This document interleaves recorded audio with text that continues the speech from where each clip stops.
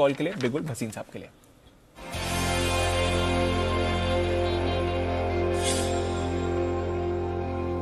नमस्कार भसीन साहब, स्वागत है सर आपका। बताएं सर, पहले तो एक बार आपसे अपडेट्स ले लें और उसके बाद फ्रेश कॉल्स। अपडेट सर, सन फार्मा आपके यहाँ दावे से कहते रहा हूँ, सन फार्मा का भाव 750 रुपए जाएगा। रिजल्ट देखिए, इतने अच्छे रिजल्ट मैंने कभी नहीं देखे। 18 क्वार्टर्स में बेस्ट रिजल्ट और guidance positive. This is despite tarot having low margin.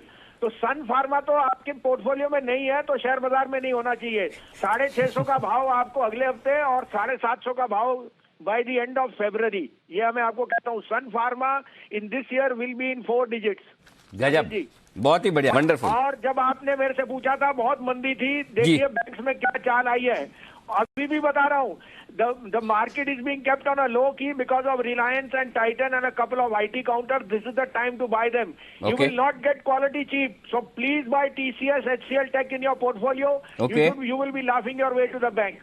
दूसरा आपको कॉल दिया था अभी 4835-40 में बजाज फाइनेंस 4928 बिका है। 100 रुपए की तेजी आपको खड़े भाव मिली है, बुक कीजिए प्रॉफिट। ओके, अब बताइए, अब आपको बता रहा हूँ कि मैंने आपको HCL टेक का TCS I am reiterating a buy in that.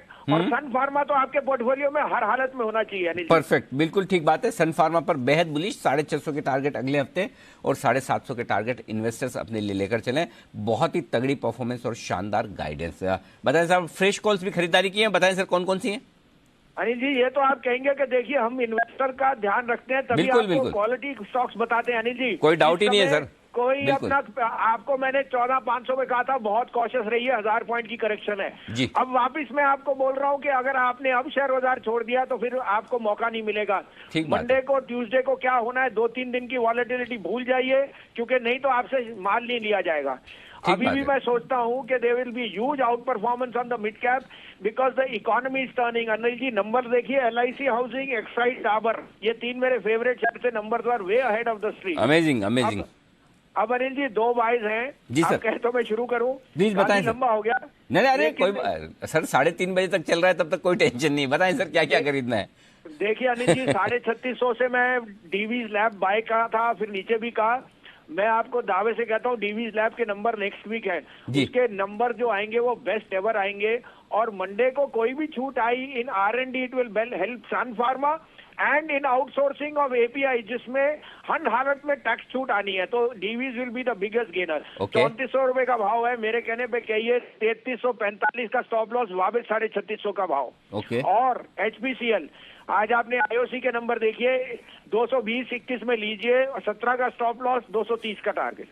230 के टारगेट, 2 और 17 के स्टॉप लॉस के साथ HPCL में भी करें खरीदारी। 2 बेहतरीन पिक्स, डीवीज और HPCL खरीदारी करने के लिए भसीन साहब की तरफ से पूरे कॉन्फिडेंस और जोश खरोश के साथ खरीदारी करें, एंट्री करें, आप चिंता न करें। बजट की वॉलेटिलिटी के बाद बाजार रहेंगे फिर से मजबूत, ये मानना है भसीन साहब का। बहुत बहुत धन्यवाद सर, आज 6 बेहतरीन पिक्स आपने खरीदारी की तरफ दी, हमारे दर्शकों को शुक्रिया सर। आइए बढ़ते आगे, नतीजे आएंगे, कमाई कराएंगे। हमारे साथ है कुशल, एक और उस कंपनी के नतीजों का विश्लेषण लेके जो आने वाले हैं आपके सामने और रहेंगे अच्छे। कुशल बताइए कौन सी है वो कंपनी। बिल्कुल अनिल जी, तो फर्टिलाइजर स्पेस से कोरोमंडल इंटरनेशनल है। तो बजट के साथ साथ आपको इस स्टॉक के नतीजों पर भी फोकस रखना होगा, क्योंकि 1 तारीख को ही भी इसके नंबर्स आते हुए दिखेंगे। और मुनाफा आप देखिए ऑलमोस्ट 28% की बढ़त के साथ 340 करोड़ का हमारा अनुमान है। और साथ साथ अगर आप कंपनी की आय देखें तो यहां पर जो इनकी फर्टिलाइजर वॉल्यूम है करीब 22% बढ़ने का अनुमान करके चल रहे हैं। और उसी वजह से इनकी जो आय है, जो क्रॉप प्रोटेक्शन रेवेन्यू है, वहां पर भी करीब 7-8% की बढ़त हम एक्सपेक्ट कर रहे हैं। और इसका जो इंपैक्ट है आपको इनके मार्जिन्स पर भी आता हुआ नजर आएगा। करीब 13.7% के मार्जिन्स कंपनी रिपोर्ट करती हुई नजर आ सकती है। और बजट में एक और बड़ा ट्रिगर भी तो है, क्योंकि फर्टिलाइजर सब्सिडी जो है वहां पर उसकी जो वैल्यू है 75,000 करोड़ से बढ़ाकर 90,000 करोड़ तक करने की बातें हो रही हैं। तो अगर सरकार ऐसा करती है तो डेफिनेटली जो फर्टिलाइजर स्पेस है इनकी डिमांड और ज्यादा बढ़ती हुई नजर आएगी। आप देखिए ऑनगोइंग जो रबी सीजन है वो तो बेहतरीन हो ही रहा है, उससे Q3 नतीजे तो बेहतर आएंगे, पर बजट बहुत बड़ा ट्रिगर है कोरोमंडल इंटरनेशनल के लिए। बजट बड़ा ट्रिगर है कोरोमंडल इंटरनेशनल के लिए और नतीजे भी अच्छे आ सकते हैं कंपनी के। स्टॉक भी अगर आप देखें तो डेज हाई पर ट्रेड कर रहा है। सुमित जी, कोरोमंडल का चार्ट जरा देखें, 840 के लेवल्स पर क्या बता रहा है आपको?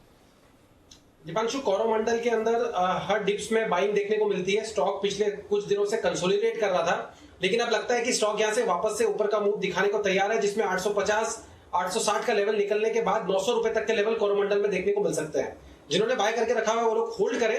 नीचे में 810 के आसपास का सपोर्ट है, ऊपर में 850 860 का लेवल निकलने पे 900 रुपए तक के लेवल कोरोमंडल में आने वाले दिनों में देखने को मिल सकता है। ओके, तो ये है आपके लिए कोरोमंडल इंटरनेशनल पर यहां पर राय, यहां नतीजे मजबूत आने की संभावना है।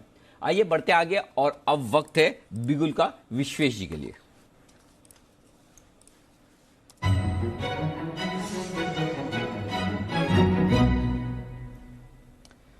बताएं विश्वेश जी, क्या करना है? देखिए अनिल जी, एक स्पॉइलर दिख रहा है और मेरे हिसाब से this can very well dent the market, and I just thought to highlight, क्योंकि शायद थोड़ा सा कॉशन है। रिलायंस, मुझे लग रहा है रिलायंस मेजर ब्रेकडाउन कर रहा है, and this is not a very good sign. Event को अगर मैं हाइंडसाइड में रखूं कि सपोज कुछ नहीं है, और अगर प्योरली मैं प्राइस देखूं, तो मुझे लग रहा है Reliance is heading another 100-200 rupees down from the current level. Purely trading perspective से मुझे ऐसा लग रहा है आज after a very long time, मतलब ऑलमोस्ट अक्टूबर नवंबर दिसंबर 3 महीने के साइडवेज कंसोलिडेशन को ब्रेकडाउन दे रहा है, और जिस हिसाब से ये जा रहा है without any recovery, I am started wondering कि शायद this can be the sold stock which can not let the market recover, specially Nifty. तो रिलायंस को शॉर्ट करना है जी यहाँ पे करंट लेवल पे, और मुझे लगता है कि 1920 का स्टॉप लॉस रखना चाहिए, जो बड़ा स्टॉप लॉस नहीं है, और यहाँ पे 1800, 1750 और 1700 तक के टारगेट रहेंगे। This can be a very well good hedge in my opinion from a budget perspective also, because irrespective of the budget क्या आता है, the structure, the way the Reliance is breaking down, मुझे थोड़ा सा घबराहट हो रहा है। तो थोड़ा सा रिलायंस पे कुछ नेगेटिव संकेत बन रहा है। यहाँ पे आप ऑप्शन भी खरीद सकते हो, लेकिन जिस हिसाब से स्ट्रक्चर है थोड़ा सा कॉशन। अगर स्टॉप लॉस हो गया I will be very happy, लेकिन फिलहाल के लिए as a trader I would like to take this trade with a defined risk of 1920 as a stop loss. Okay, तो 1700 1750 रिलायंस आने की तैयारी में, और अगर ऐसा हो गया विश्वेश, तो निफ्टी और बैंक निफ्टी का क्या हाल होगा? देखिए अनिल जी, दो चीज है।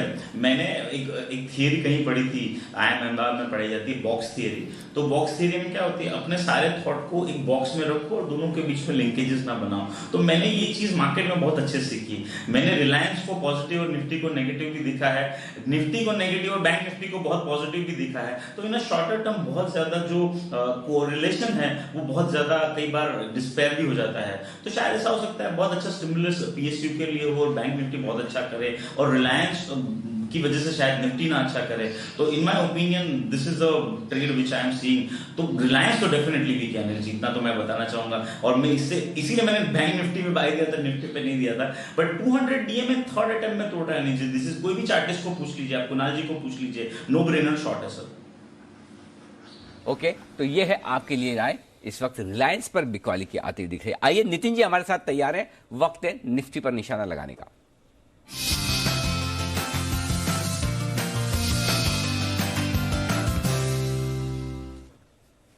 बताएं नितिन जी, क्या करना है? डेटा नेगेटिव है रोल ओवर्स के बाद, और हम लोग यहाँ पे बेयर पुट स्प्रेड क्रिएट करेंगे। वो इसलिए क्योंकि प्रीमियम्स बहुत ज्यादा हैं, तो मैं नेगेट पुट ऑप्शन नहीं ले रहा हूँ। बट ये है कि कॉल तो बिल्कुल नहीं लेनी चाहिए।